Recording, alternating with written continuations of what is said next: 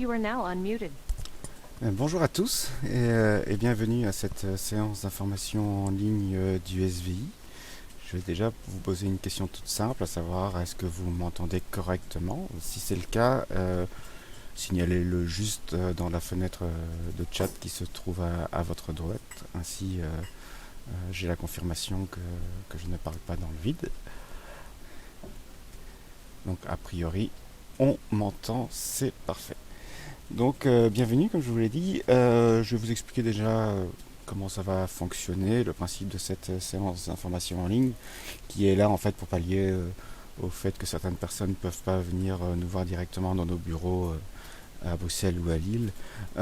Donc pendant une petite demi-heure, je vais vous présenter dans un premier temps notre association et la manière à suivre pour la rejoindre et pour partir sur un premier projet de volontariat à l'étranger. Par la suite, vous allez avoir du temps pour poser toutes vos questions, et pour poser vos questions, ça se passera également dans cette fenêtre de chat qui est à votre droite, et j'essaierai d'y répondre dans la mesure du possible, sachant que si vous avez des questions spécifiques par rapport à un projet, et parce que certains ont déjà parcouru notre site, ce sont des questions qui devront être adressées plus particulièrement aux différents coordinateurs en charge du projet sur les différents continents, mais je reviendrai là-dessus un peu plus tard. Donc pour commencer, qui sommes-nous?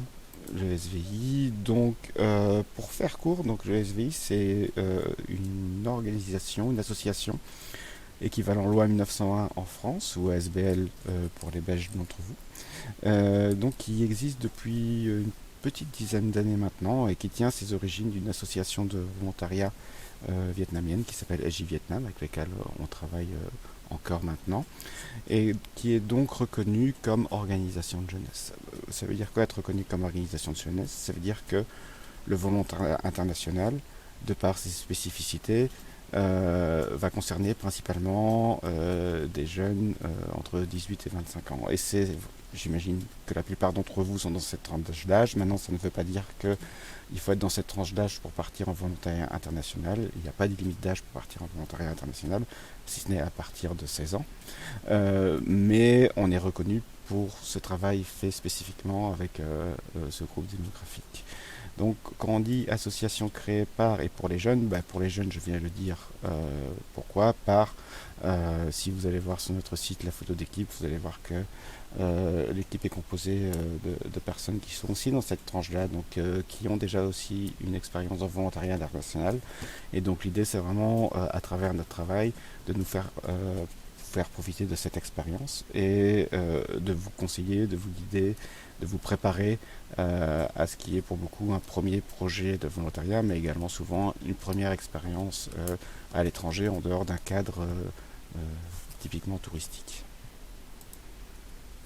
Donc comme je l'ai dit, c'est à partir de 16 ans. Pourquoi? Parce que sinon on a des problèmes au niveau assurance, etc. Beaucoup de partenaires ne vont pas pouvoir vous accueillir sur un projet. Et on a des partenaires donc d'environ 80 pays.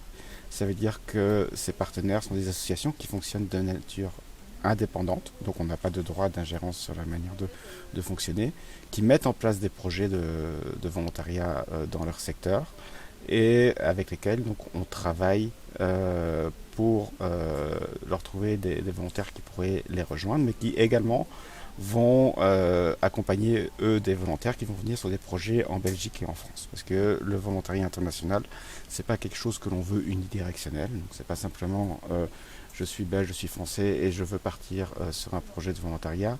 Il y a également énormément de projets qui sont organisés en France et en Belgique, et donc il y a des volontaires internationaux qui viennent également sur ces projets-là, tout comme vous allez sans doute faire les démarches de partir sur un projet à l'étranger.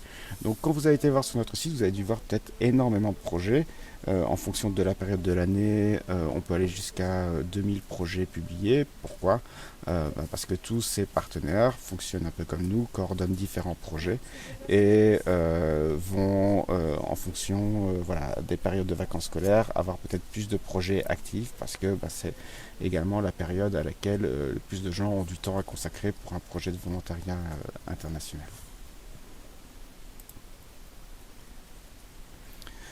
Donc voilà, au niveau de nos partenaires, comme je l'ai expliqué, c'est des partenaires avec lesquels on collabore d'égal à égal, quel que soit le pays dans lequel ils se trouvent. Donc on a des partenaires un peu partout en Europe, sur le continent américain, en Afrique, en Asie, etc.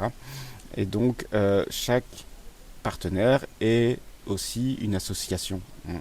Donc ce n'est pas une structure privée, c'est des associations qui sont déjà actives dans leur domaine respectif. Ça peut être dans la protection de l'environnement, ça peut être dans la protection de la petite enfance, ça peut être dans la préservation du patrimoine, peu importe. Je veux dire que tant qu'on reste dans une nature associative, il y a la possibilité pour nous de créer un partenariat avec ces associations pour pouvoir leur trouver des volontaires qui vont soutenir leurs projets.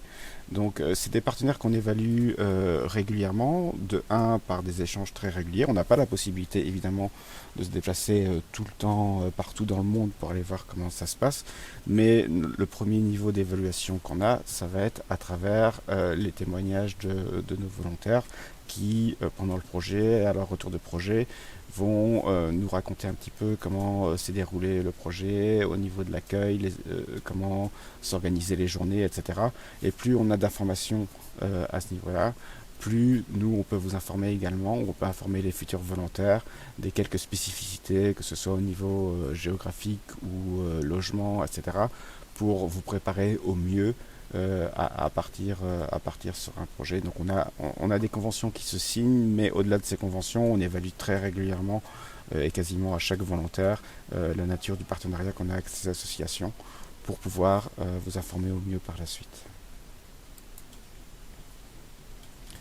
Donc avant d'aller un petit peu plus loin, il y a une notion sur laquelle j'aimerais bien revenir et la raison pour laquelle on insiste énormément là-dessus, c'est que beaucoup de gens nous contactent dans un premier temps en nous demandant s'il y a la possibilité de partir avec nous sur une mission humanitaire. Et une mission humanitaire et un projet de volontariat, ce sont deux notions qui peuvent apparaître similaires, mais qui sont extrêmement différentes quand on creuse un petit peu le sujet. Donc une mission humanitaire, c'est vraiment quelque chose qui est réservé à des professionnels, on va dire, qui vont partir sur des missions spécifiques en qualité de médecin, en qualité de logisticien, en qualité de chargé de projet. Donc tous les métiers en fait qui peuvent se retrouver dans le cadre d'une action d'urgence ou de développement. Donc c'est des personnes qui sont coordonnées par des organismes tels Médecins sans frontières, comme la Croix-Rouge, etc. Donc en partant sur un projet de volontariat, vous partez pas sur ce type de démarche parce que vous partez pas exercer une profession. C'est d'ailleurs pour ça qu'on va pas vous demander nécessairement de CV lors de votre inscription. On va vous demander de décrire votre parcours parce que c'est toujours important et intéressant pour nos partenaires de voir un peu d'où vous venez. Mais un projet de volontariat est globalement ouvert à tout le monde. On ne va pas demander de compétences spécifiques parce que vous n'allez pas exercer une profession.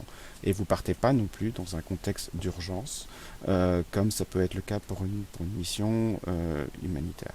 Et la notion supplémentaire qu'on rajoute au niveau du projet de volontariat, c'est que au-delà d'aller soutenir une association, ses actions, etc., c'est avant tout également de vivre une rencontre interculturelle à travers une notion d'engagement associatif, parce qu'il y a plein de manières de vivre l'interculturalité. Là, on veut la faire vivre à travers un engagement associatif sur un projet qui va vous tenir à cœur.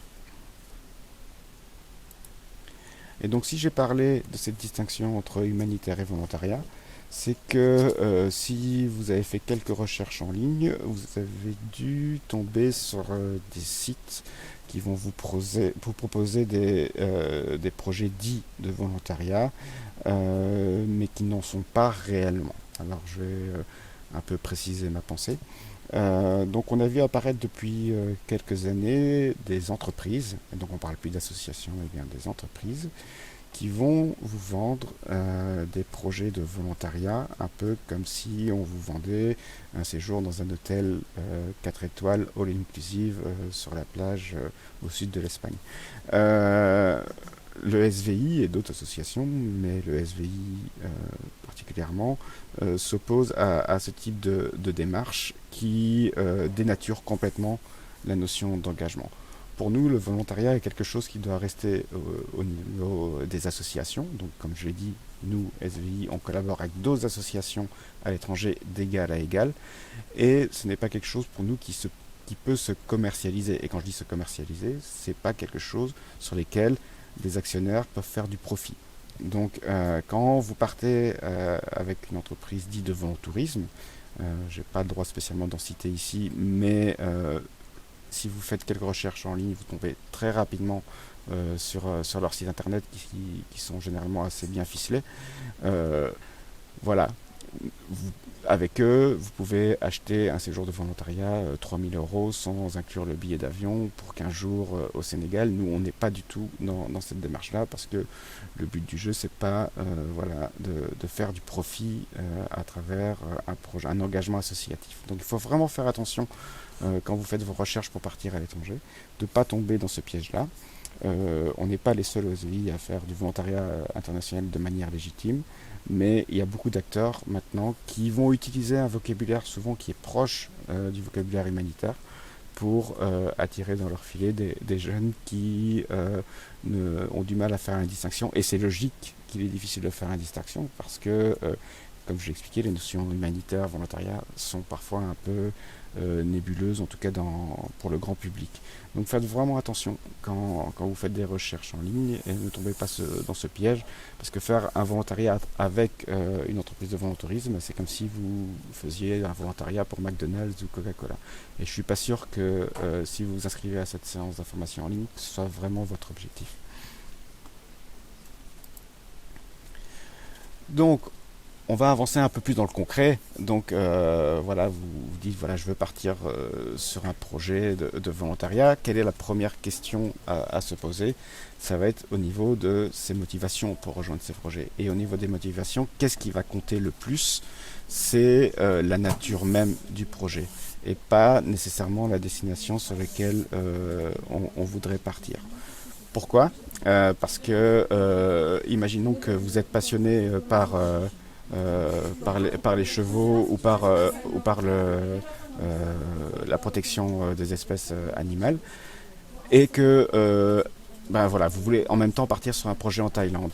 Et assez paradoxalement, ben voilà, c'est pas possible d'avoir un projet qui combine les deux. On a un projet, par exemple, qui s'occupe de la protection d'une espèce de chevaux en Grèce. Ben pourquoi ne pas rejoindre ce projet, malgré que ben voilà, c'était pas nécessairement un pays dans lequel vous vouliez vous engager dans un premier temps. Mais sur le long terme, c'est quelque chose qui va vous apporter beaucoup plus et qui va apporter beaucoup plus à l'association qui va vous accueillir. Partir en Thaïlande, vous pouvez le faire alors peut-être à un autre moment dans le cadre touristique, mais toujours prendre en priorité la nature du projet plutôt que la destination. Et en termes de type de projet, j'ai envie de dire qu'il y a autant de types de projets qu'il y a d'associations. Donc il y a pas mal de projets dans le domaine de la protection de l'environnement, dans la petite enfance, dans la protection des animaux, dans la rénovation, dans la construction. Vous pouvez parcourir tout ça sur notre site et filtrer les types de projets pour voir un peu qu'est-ce qui vous fait vibrer, qu'est-ce qui vous intéresse, dans quoi vous voulez vous engager. Après, il y a la question de la durée du projet qui est assez importante. Donc, au SVI, on va distinguer deux types de durée de projet, soit des projets courts, qui durent généralement de 1 à 3 semaines, soit des projets permanents qui, en général, durent un minimum 1 mois. La grande différence entre les deux, c'est au niveau des dates. Les projets courts, généralement, vous allez avoir des dates qui sont indiquées. Donc, le projet va avoir lieu du 15 novembre au 30 novembre. Alors que pour un projet permanent, il n'y a pas de dates qui sont indiquées. Pourquoi? Parce que c'est des projets qui ont lieu généralement tout au long de l'année, sauf exception. C'est-à-dire que c'est un projet où on va être fermé pour cause de vacances scolaires ou à des périodes très spécifiques, mais de manière globale, l'activité de l'association est étalée tout au long de l'année. Autre différence, c'est que sur un projet court, donc à date fixe, vous allez former un groupe de volontaires internationaux avec d'autres volontaires qui viennent d'autres associations qui viennent un peu partout dans le monde. Donc vous pouvez vous retrouver sur un projet avec un volontaire qui vient du Mexique, un autre qui vient d'Allemagne, deux autres qui viennent de Corée. Et pendant cette période de 15 jours, vous allez former un groupe qui va avoir une action qui va être par nature limitée compte tenu de la durée du projet. Mais ça va vous permettre d'une certaine manière de vivre deux fois une expérience interculturelle parce que bon, vous êtes à l'étranger dans un projet, mais en même temps vous partagez ce projet avec des personnes qui viennent de pays complètement différents et qui ont comme point commun avec vous l'intérêt porté à ce projet, l'intérêt porté à cette association. Mais c'est sur une durée très limitée et c'est souvent ce qu'on va recommander comme premier projet, surtout pour les personnes qui ont 16 ans, 18 ans, qui ne seront jamais vraiment parties. C'est un premier pas en fait dans le volontariat international et ça permet par la suite de construire là-dessus et pourquoi pas de partir après sur un projet permanent sur lequel là il n'y a pas nécessairement de groupe de volontaires qui est formé. C'est-à-dire que le projet a lieu tout au long de l'année, donc à votre arrivée il y aura peut-être deux personnes sur le projet. Il y en a une qui va partir pendant que vous êtes là, une troisième qui va arriver et va se succéder. Donc on est dans une logique de fonctionnement complètement différente et sur un projet permanent, effectivement, l'application s'avère un peu plus poussée que sur un projet court où là on a vraiment une action très définie qui est mise en place. Alors, petite parenthèse sur le Corps européen de solidarité avant de continuer. Donc, je ne sais pas si certains d'entre vous sont familiers avec les programmes européens, mais auparavant, on parlait souvent de SVE, donc Service volontaire européen, qui vient d'être remplacé par le Corps européen de solidarité, qui est en fait une forme de volontariat qui est subsidiée par la Commission européenne. Donc, on va parler un peu budget dans un premier temps, mais avec ce type de projet, vous avez la possibilité d'être financé et défrayé au niveau de votre volontariat pour limiter les frais que cela peut générer. Donc là, par contre, il y a un âge maximum, je pense que c'est 30 ans pour partir sur un projet de corps européen de solidarité. Et la durée de préparation est bien plus longue que sur un volontariat classique. Mais sachez que sur notre site, vous pouvez filtrer ces projets-là. Et si au niveau financier c'est un peu limite, il y a énormément de projets hyper intéressants qui vous permettent de partir enfin sur plusieurs mois, principalement en Europe, chez une association avec laquelle on a un partenariat pour pouvoir également vivre cette même expérience mais sans devoir débourser trop d'argent. Donc quelles sont les étapes à suivre concrètement? Premièrement, devenir adhérent de notre association. Donc là, il y a deux manières de devenir adhérent. Adhérent monde, adhérent Europe. Donc adhérent Europe, c'est à partir de 16 ans, comme j'ai expliqué. Adhérent monde, à partir de 18 ans, généralement. Mais après, il n'y a pas trop de distinction entre les deux. Donc adhérent Europe, ça revient à 80 € pour 5 ans. Ça veut dire que pour 5 ans, vous avez la possibilité de participer à toutes nos activités. Et quand je dis participer à toutes nos activités, ça veut dire également la possibilité de partir sur plusieurs projets de volontariat. Donc vous pouvez partir cette année et repartir l'année prochaine. Vous n'aurez pas à repayer ces frais d'adhésion. Pareil pour l'adhésion monde, où c'est 200 € pour une période de 5 ans. Donc ça vous permet de partir sur des projets court terme, des projets long terme, et également au niveau des groupes, mais je ne vais pas spécifiquement parler de ça aujourd'hui, mais effectivement il y a la possibilité également, si vous faites partie d'un groupement de mouvement de jeunesse, de scout ou autre, ou une école, de partir et d'avoir des frais d'adhésion qui soient de 80 € également. Maintenant, ce sera aussi 80 € quel que soit le pays dans le monde dans lequel a lieu votre projet. Mais ce n'est pas le cas de cette présentation aujourd'hui, mais sachez que c'est une des possibilités qui existent et vous pourrez trouver plus d'informations également sur notre site à ce sujet.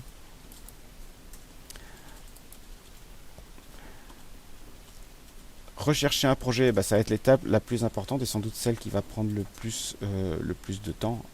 Donc pour rechercher un projet, cette fenêtre ici, vous la retrouvez sur notre site internet et ça vous permet de filtrer un projet par type de projet, comme je vous l'ai expliqué tout à l'heure, et c'est sans doute le plus important, de durée du projet, donc court terme, long terme, comme je viens d'expliquer. Et si vous partez sur un court terme, je vous conseille peut-être de mettre la date de début à partir de laquelle vous êtes disponible.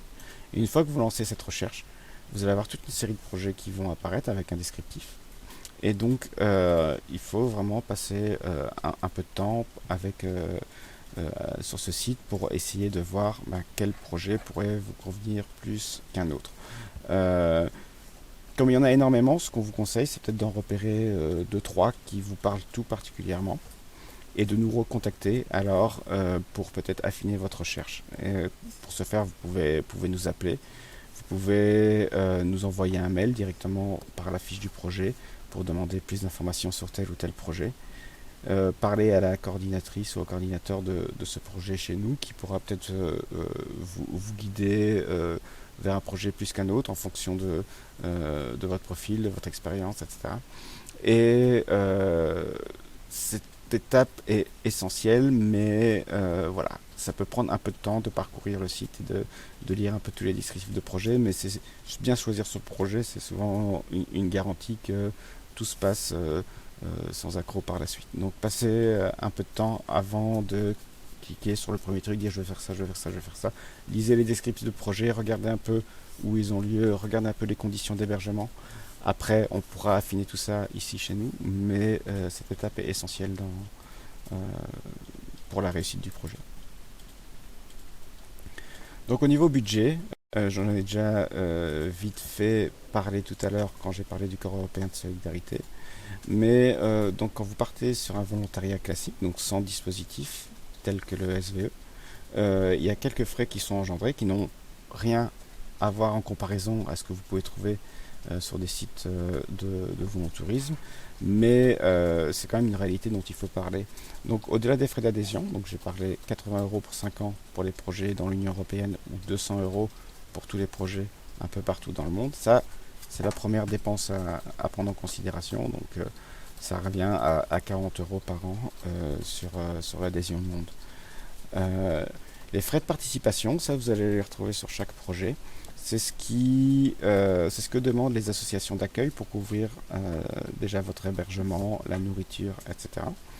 Mais c'est également une manière de participer au financement du projet que vous allez rejoindre. Parce qu'il faut savoir que dans la plupart des pays du monde, le secteur associatif n'est pas subsidié, n'est pas financé, mais ne pourra pas donc vous accueillir sans vous demander une participation, vous nourrir sans demander une participation, et même pour faire exister leurs activités, ont besoin du soutien des volontaires internationaux qui les rejoignent. Donc ces frais de participation vont être à chaque fois clairement indiqués sur la fiche du projet. Ils vont être clairement indiqués de manière mensuelle pour les projets permanents. Pour les projets courts, ils vont être notés pour la durée du projet. Donc faites attention à cet aspect-là. Donc ça peut varier entre 200 € par mois jusqu'à parfois 400-500 € par mois, mais 400-500 €, ça va être souvent dans des pays où le niveau de vie est beaucoup plus élevé, où voilà, les frais engendrés sont proportionnels. Mais c'est à chaque fois clairement indiqué. Après, il y a la notion de mobilité. Il faut bien vous rendre sur le projet. Donc clairement, si le projet sur lequel vous voulez partir est en Allemagne ou en Nouvelle-Zélande, ce ne sera pas le même budget. Hein. Donc c'est un paramètre aussi à prendre en considération quand vous êtes à la recherche d'un projet de volontariat international. Donc si vous partez en Europe pour un projet court, le budget total d'un projet de volontariat ne sera pas très élevé. Maintenant, si vous partez 4 mois en Nouvelle-Zélande, clairement, il va être un peu plus conséquent. Sur notre site, il y a des exemples de budgets qui ont été indiqués, qui permettent de un peu simuler à combien revient un projet de volontariat. Maintenant, pareil, si vous avez des questions plus précises, vous pouvez toujours nous appeler à ce sujet-là. Donc une ligne du temps, mais qui reprend un peu tout ce que j'ai dit. Vous adhérez dans un premier temps au RSEI, que ce soit adhésion Europe, adhésion monde. Vous choisissez un premier projet. Et une fois que vous avez choisi un premier projet, vous envoyez la fiche d'inscription à ce projet. Vous pouvez nous envoyer l'adhésion et la fiche d'inscription au même moment, ça c'est pas un problème. Et donc à partir de ce moment-là, c'est la personne qui va devenir votre référent sur le projet qui va prendre le relais, à savoir la coordinatrice du continent sur lequel vous partez. Donc on a une personne qui travaille pour chaque continent. On a une coordinatrice Asie, on a une coordinatrice Afrique, on a une coordinatrice Amérique. Et cette personne va être à partir de là la personne de contact pour toutes vos démarches dans votre préparation, qui va vous accompagner également pendant que vous êtes sur le projet pour voir si tout se passe bien, à votre tour de projet, qui va recueillir votre témoignage, qui va vous rencontrer. Donc ce sera vraiment une personne qui va vous suivre pendant toutes les démarches jusqu'à votre retour et même au-delà. Donc après la fiche d'inscription, cette personne va envoyer votre dossier au coordinateur sur place et après maximum une dizaine de jours, il va revenir vers vous pour valider votre participation sur le projet. Et donc à partir du moment où votre projet est accepté par le partenaire, commence toute la préparation à ce projet, à savoir vous allez pouvoir rentrer dans toutes les démarches en ce qui concerne l'achat de billets d'avion, visa, vaccins, etc. Mais encore une fois, votre coordinatrice, votre coordinateur sera là pour vous guider dans ces étapes. Quelque chose que j'ai pas encore signalé, mais la durée entre l'inscription à un projet et le départ va être de 1 mois pour les projets en Europe minimum et de 2 mois minimum pour les projets en dehors de l'Europe. Parce qu'on a constaté que c'était la période qui était minimum pour pouvoir se préparer sereinement au départ sur un projet de volontariat. Et pour pouvoir participer notamment à un week-end de préparation qu'on organise une fois par mois, dont je vais vous parler dans le slide suivant. Vous partez sur le projet, on continue à vous suivre, on nous demande régulièrement des nouvelles, on aime bien en recevoir aussi, voir un peu des photos, comment ça se passe, etc. Et pendant toute la durée du projet, votre coordinatrice reste votre référente. Vous rentrez du projet. Comme j'expliquais tout à l'heure, le retour des volontaires est extrêmement important pour nous, parce que ça nous permet d'évaluer la qualité des projets et d'ajuster si nécessaire. Et par la suite, on a également un week-end de retour qui permet à tous les volontaires partis pendant l'année en cours de se retrouver et d'échanger justement par rapport à leur expérience. Parce qu'on s'est rendu compte que notre entourage, quand on revient d'une expérience telle que celle-là, a parfois du mal à vraiment comprendre ce qu'on a vécu. Et le fait de partager cela avec des personnes qui ont vécu quelque chose de similaire, parfois dans un autre pays, parfois pour 6 mois, parfois pour 1 mois, mais ça permet d'échanger autour de tout ça. Et donc, ça peut être extrêmement important. Donc au niveau du week-end de préparation, c'est quelque chose qui se déroule une fois par mois, à une dizaine de minutes de Bruxelles. Donc ça permet déjà de venir voir des témoignages de vive voix de volontaires qui sont partis récemment sur un projet et qui vont raconter leur expérience de plein de manières différentes. Parfois ça peut être juste de vive voix, parfois ils vont avoir du matériel visuel pour vous expliquer tout ça et qui vont être là aussi pour répondre à des questions peut-être que vous vous posez parce qu'eux sont passés par le même processus et c'est toujours extrêmement intéressant d'avoir un témoignage de première main comme celui-là. Et donc on a toute une équipe chez nous en pédagogie formation qui va animer toute une série d'ateliers. C'est pas un cours ex cathedras pendant lequel vous allez nous écouter pendant toute une journée pendant ces 2 jours.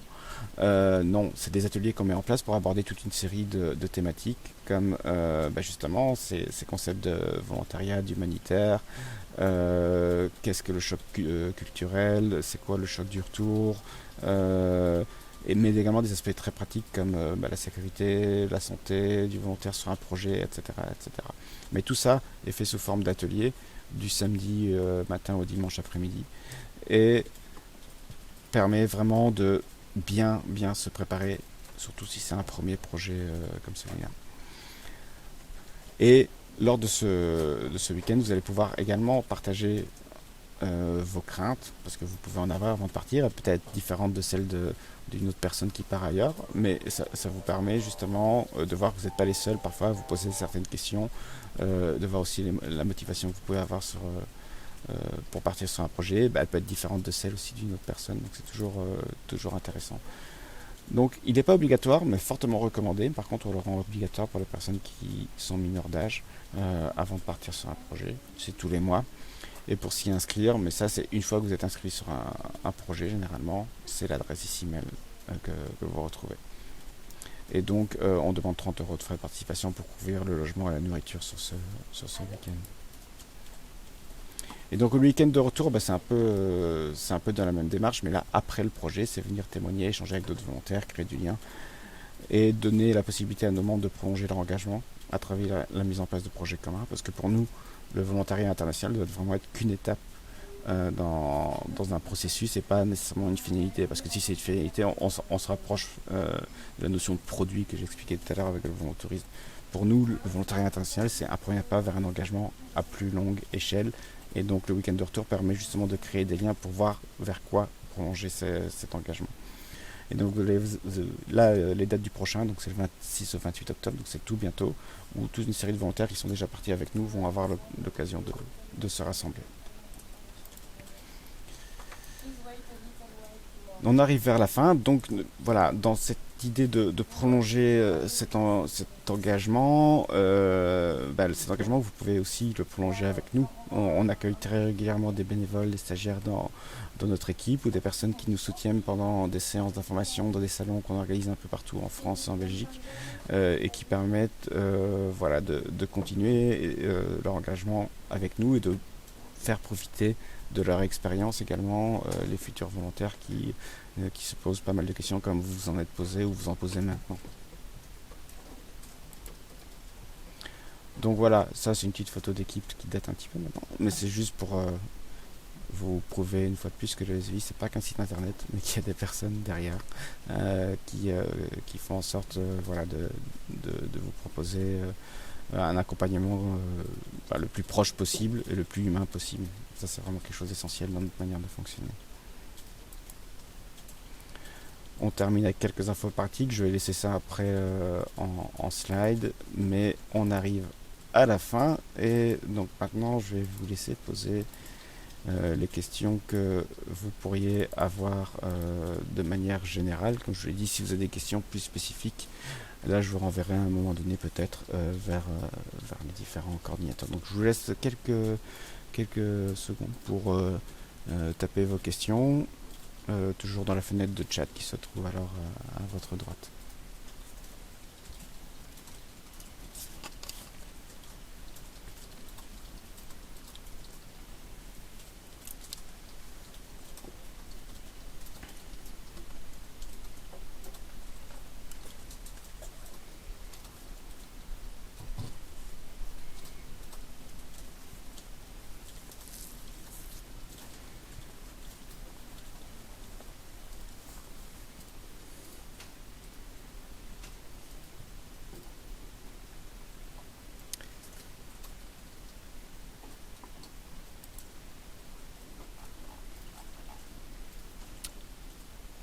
Je vous laisse encore quelques secondes pour taper. Peut-être qu'il en faut toujours un qui se lance d'abord.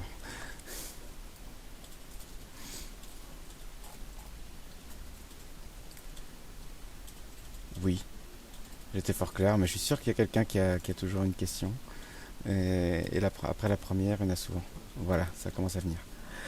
Je souhaite savoir comment cela se passe si on va faire un SVI alors qu'on est demandeur d'emploi indemnisé. Ça va dépendre si tu es résidente en Belgique ou en France. Déjà, Monia.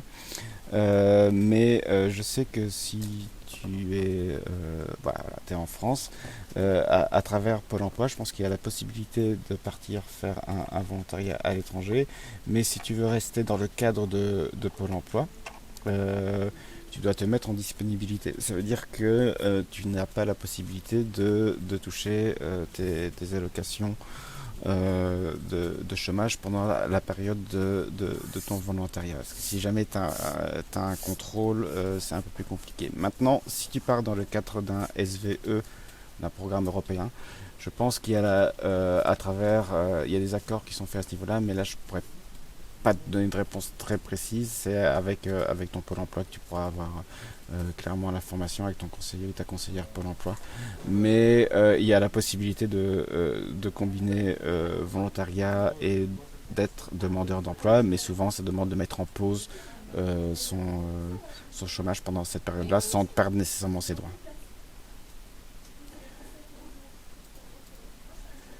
Bon, je vois que Nada avait exactement la même question que toi.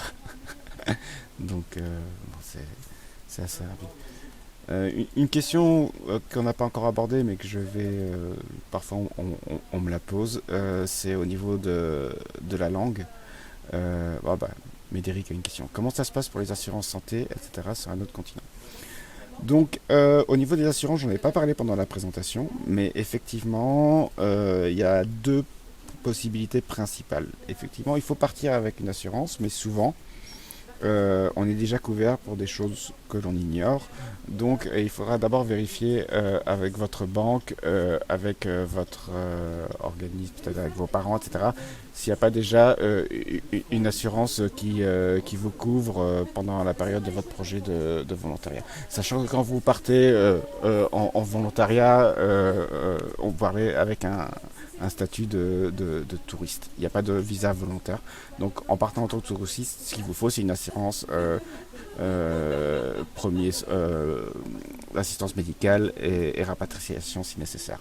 Soit vous en avez une, soit alors nous on en propose une qui est à un tarif généralement assez intéressant avec une organisme qui s'appelle Assure Travel avec lequel on a un partenariat qui vous permet d'être couvert jusqu'à 3 mois sur un projet pour un montant qui n'est pas très élevé.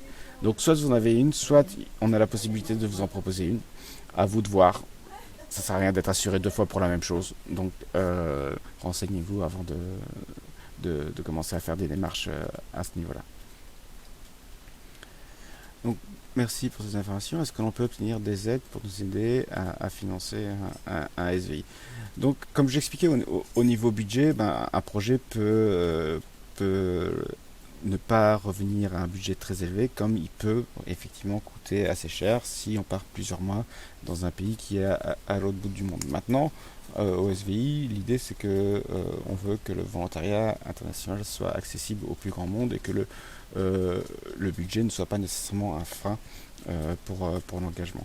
Donc, si au niveau financier c'est un peu compliqué, moi ce que je conseille de faire dans un premier temps, c'est d'orienter vers des projets sur lesquels une aide financière est possible. Et ça va être essentiellement tous les projets liés au corps européen de solidarité. Donc ça met un peu plus de temps à se mettre en place, mais sur ces projets, bah, tu n'auras pas de frais liés au déplacement, au niveau de l'hébergement, c'est fourni par l'association qui t'accueille, etc., etc. Donc ça permet de partir sur un projet de volontariat sans nécessairement avoir un frein financier à ce niveau-là. Et sur notre site, tu vas pouvoir filtrer ces projets dans les types de projets. Au niveau des corps européens de solidarité, tu verras qu'il y en a quand même pas mal qui sont extrêmement intéressants. Maintenant, ça prend un peu plus de temps à mettre en place, mais ça en vaut la peine. J'aimerais savoir s'il faut se prendre combien de temps à l'avance entre la candidature et le départ sur le pays. Donc là, comme j'ai expliqué tout à l'heure, c'est 2 mois minimum pour tous les projets qui ont lieu en dehors de l'Union européenne. Si c'est un projet qui a lieu en Europe, la période d'un mois est nécessaire, et minimum un mois. Pourquoi? Parce que les démarches généralement administratives et autres sont beaucoup moins lourdes que si on part à l'autre bout du monde, sans parler de toute la question des vaccins, etc., qui ne sont pas nécessairement nécessaires quand on part, quand on reste en Europe. Donc 2 mois minimum entre l'inscription et le départ, sauf si le projet est en Europe où ça peut être réduit à une période d'un mois.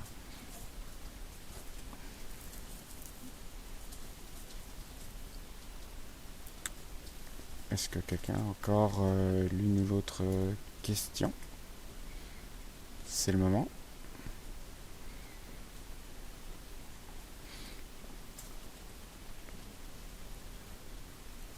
Ah, pour l'Europe et le corps européen de solidarité, ça peut prendre 3 4 mois parfois.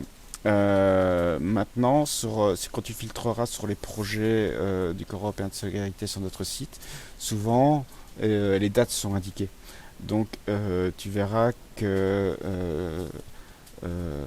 parfois les dates peuvent être rapprochées parce que parfois il peut arriver que des associations recherchent des personnes assez rapidement, mais souvent ça va être un délai de 3 4 mois.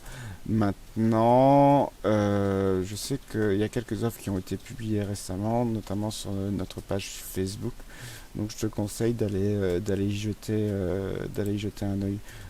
Tu verras que certains projets vont peut-être avoir lieu d'ici un mois et demi, 2 mois, mais c'est vraiment au cas par cas. Parce qu'avec l'Union Européenne, ça fonctionne par date butoir. Donc il y a toute une série de projets qui doivent commencer avant une certaine période. Donc parfois quand cette date butoir se rapproche, ils vont rechercher un peu plus de personnes. Mais n'empêche que toute la procédure, la mise en place est un petit peu plus lourde. Parce qu'à partir du moment où c'est financé, ben, il y a toute une série de justificatifs que l'Europe va demander.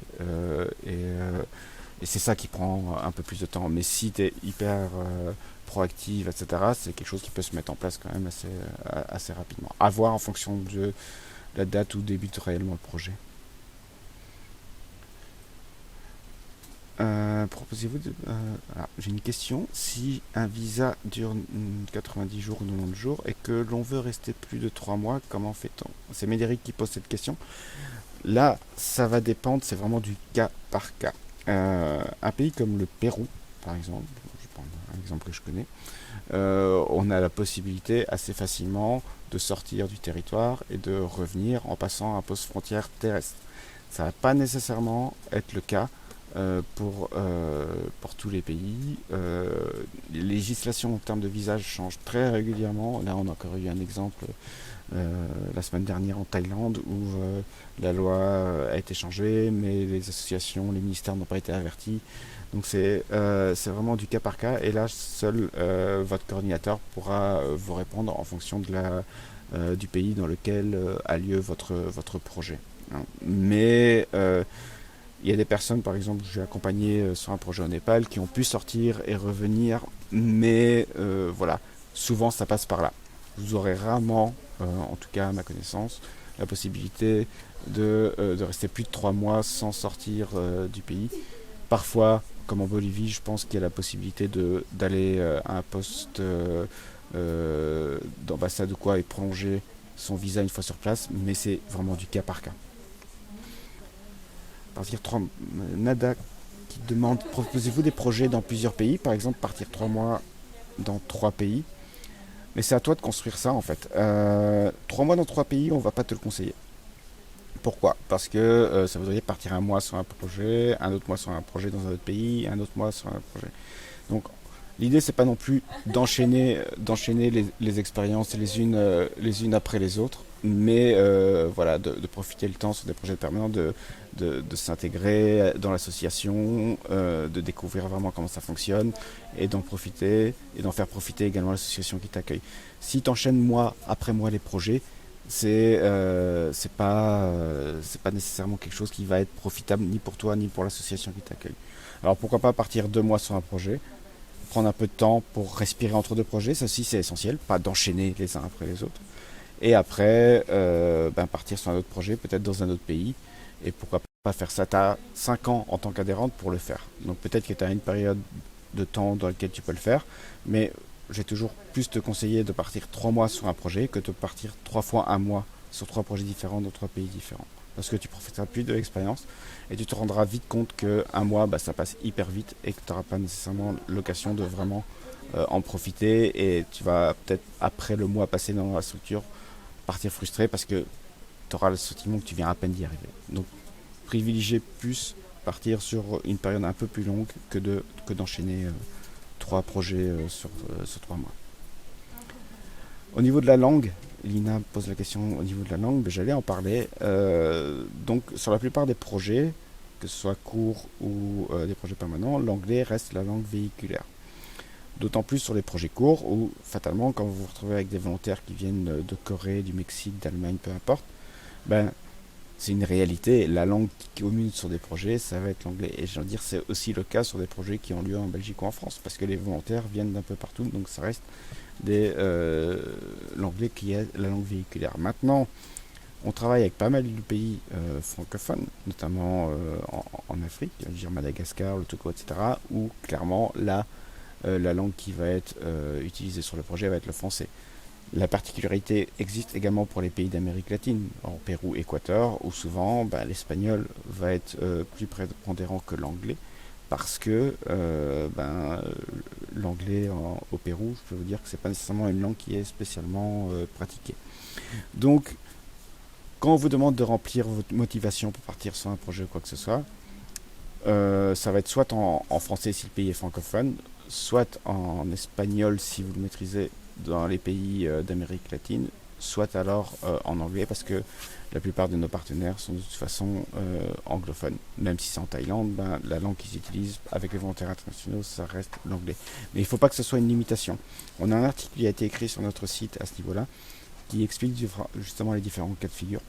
Je vais vous mettre le lien d'ailleurs ci-dessous. Donc si vous posez des questions par rapport à votre niveau de langue pour partir sur un projet, il ne faut pas que ce soit un frein parce que il y a plusieurs solutions qui existent, que ce soit à travers justement de retarder peut-être votre projet de quelques mois pour prendre des cours ou alors justement partir sur un projet francophone.